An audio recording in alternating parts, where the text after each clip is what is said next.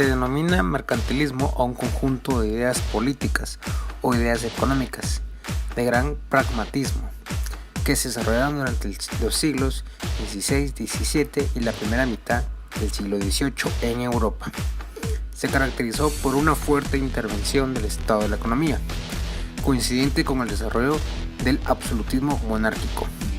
Consistió en una gran serie de medidas que se centraron en tres ámbitos: la relación entre el poder político y la actividad económica, la intervención del Estado en esta última y el control de la moneda.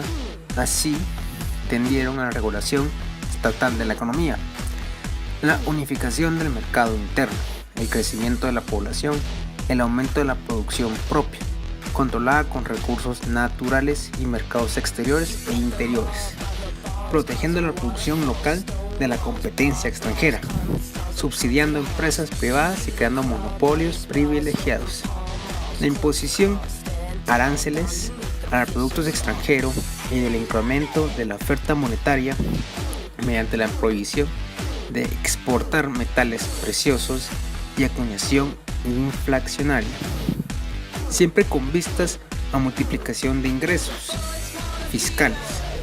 Estas actuaciones tuvieron como finalidad última de formación del Estado-nación lo más fuerte posible.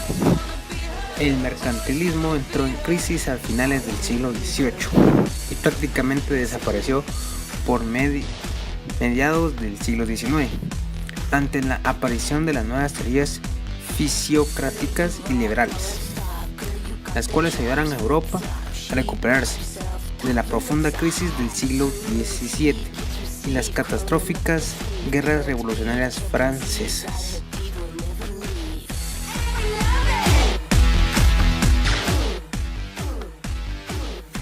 La fisiocracia o fisiocratismo era una escuela de pensamiento económico del siglo XVIII, fundada por Francois, Anne Robert Jacques, Rue Godepierre, Samuel Dupont en Francia.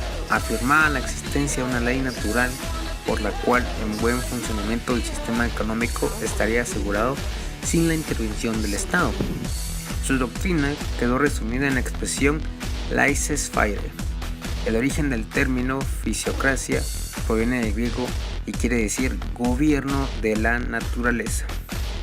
Al considerar la fisiócratas que las leyes humanas debían estar en armonía con las leyes de la naturaleza. Esto está relacionado con la idea de que solo en actividades agrícolas la naturaleza posibilita que el producto obtenido sea mayor que los insumos utilizados en la producción, sugiriendo así un excedente de economía.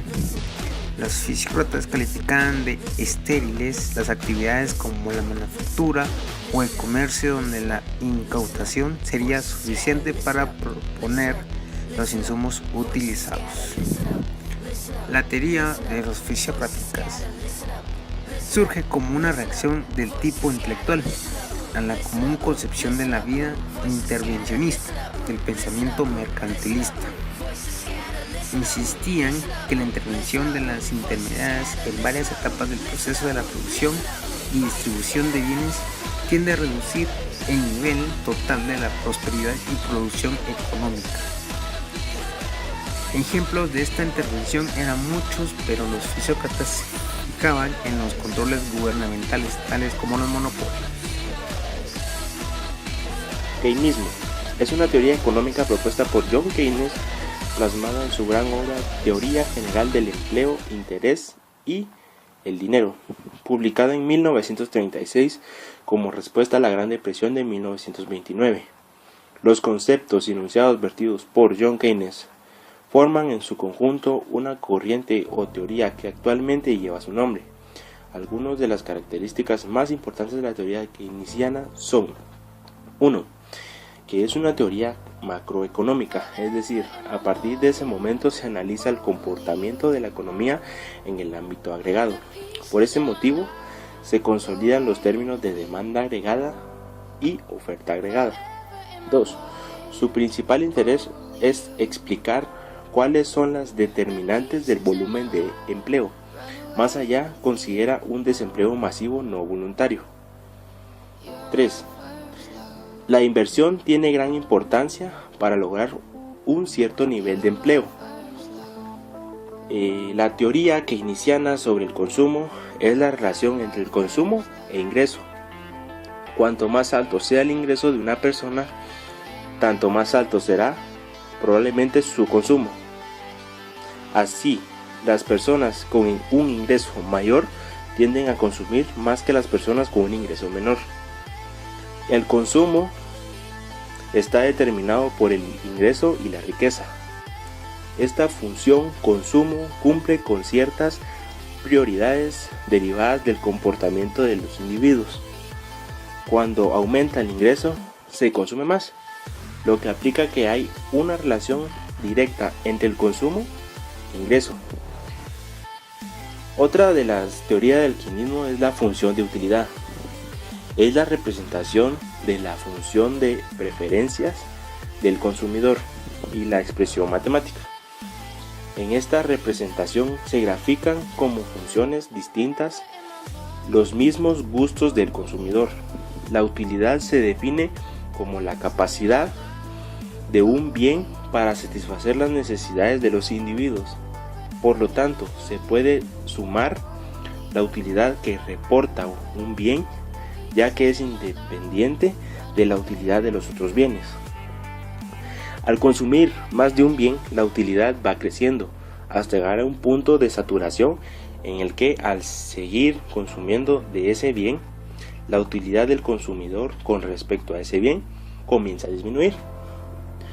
Los representantes más conocidos de esta escuela son, aparte de John Taylor, están Gregory Mankiw, Joseph Stiglitz y Ben Bernanke.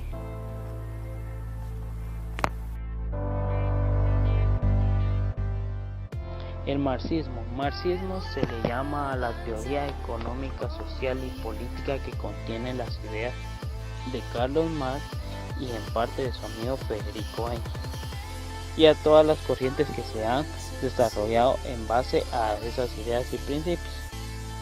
Si el liberalismo es la fundamentación y la justificación del capitalismo, el marxismo es, por el contrario, una profunda crítica al capitalismo. Marx retoma algunas de las ideas de los principales representantes del liberalismo económico, Adam Smith y David Ricardo. De ellos toma la teoría de que las cosas valen por la cantidad de trabajo que cuesta por producirlas, pero avanza más que ellos, pues plantea que el capitalismo es un sistema basado en la explotación de los trabajadores.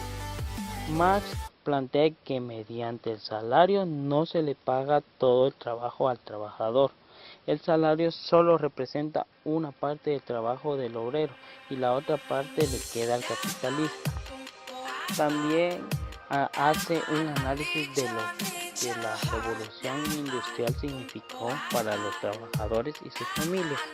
La introducción de las máquinas a la producción avivó más el hambre de las ganancias de los capitalistas, que cargaron con más trabajo a los obreros con jornadas de trabajo más largas, jornadas de 16 y 18 horas. Se introdujo el trabajo de las mujeres y los niños, pagándoles menos. De esta manera, el marxismo descubre que el capitalismo, como un sistema económico que se basa en la explotación y la miseria de los trabajadores, mientras que el capitalista acumula más y más capital. Por otro lado, Marx plantea que el capitalismo contiene en sí mismo unas fuerzas autodestructivas que llevarían al fin del capitalismo.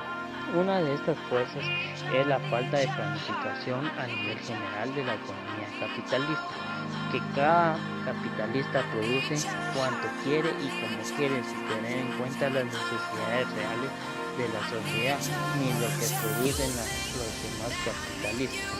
De aquí se va a derivar la idea de que una sociedad superior al capitalismo debe estar basada en la planificación de la economía por parte del Estado. Los movimientos socialistas de este momento retoman las ideas de Carlos Marx y se van a buscar suprimir el sistema capitalista mediante la acción revolucionaria. Las ideas del marxismo fomentaban la lucha y la clase y amenazaban la continuidad del sistema capitalista.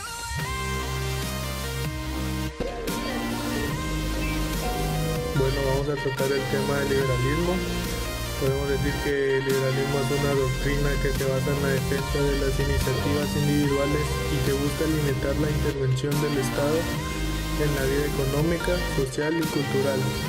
Entre los tipos de liberalismo podemos encontrar el económico, que es el más difundido, ya que es defendido por las grandes corporaciones y los grupos económicos más fuertes. Este se basa en limitar la intromisión estatal en las relaciones comerciales, promulgando la reducción de los impuestos e eliminando las regulaciones. El liberalismo económico cree que al no intervenir el Estado se garantiza la igualdad de condiciones y se establece un mercado de competencia perfecta.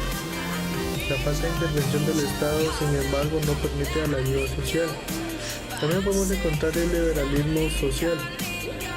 Esta es la aplicación de los principios liberales en la vida política de los individuos, como por ejemplo la no intromisión del Estado o de los colectivos en la conducta privada de los ciudadanos y en sus relaciones sociales, extendiendo en plena libertad de expresión religiosa, así como los diferentes tipos de relaciones sociales consentidas, relaciones morales, etc.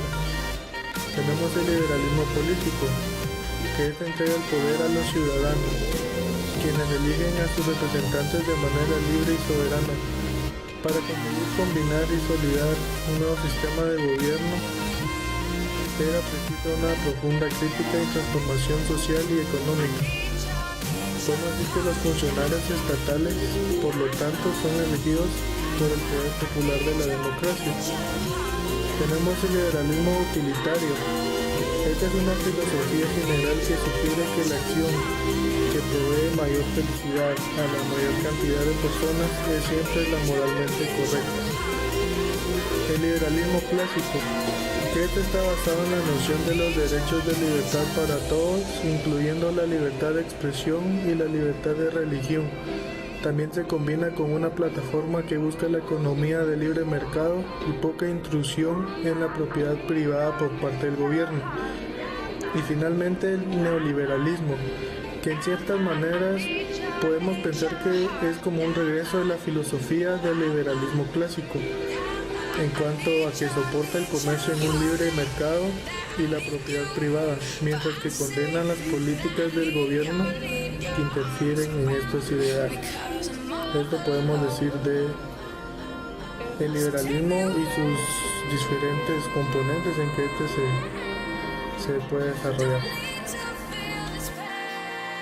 El neoliberalismo es la ideología que justifica y defiende los principios del capitalismo, basado en la propiedad privada, la libertad de empresa, la libertad de pensamiento, el individualismo, y cuyo objetivo fundamental es la ganancia individual. El neoliberalismo surge en los años 70 a raíz de la crisis en que se encuentra la economía a nivel mundial. En estos años se pone fin a la etapa de crecimiento económico que se había registrado a partir de la Segunda Guerra Mundial. Esta crisis se agravó con la subida del precio del petróleo en el año de 1973. Sus máximos representantes son Milton Friedman y la Escuela de Chicago. El neoliberalismo interpreta la actual crisis económica como el resultado de la excesiva intervención del Estado en la economía practicada desde la crisis mundial de los años 30. En estos años se creía que con la intervención del Estado en la economía se evitaría una nueva crisis, pero esto no sucedió, y ante el surgimiento de crisis iniciada en 1970, los neoliberales sostienen que el neoliberalismo pretende que la empresa privada retome las riendas de la economía que le habían sido arrebatadas por el Estado. Para ellos, el Estado solo sirve para perturbar el orden natural de las leyes del mercado, el cual es capaz de regularse a sí mismo. Las soluciones que proponen los neoliberales son privatización y liberalización de la economía, desaparecimiento de programas de seguridad social, leyes del salario mínimo, impuestos a las importaciones, subsidios, controles de precios, entre otros. El principal objetivo para el neoliberalismo es la maximización de las ganancias de los empresarios privados, y a este criterio están sometidas todas las necesidades sociales. Para esta corriente, la satisfacción de las necesidades sociales no cuenta, lo que cuenta es el lucro.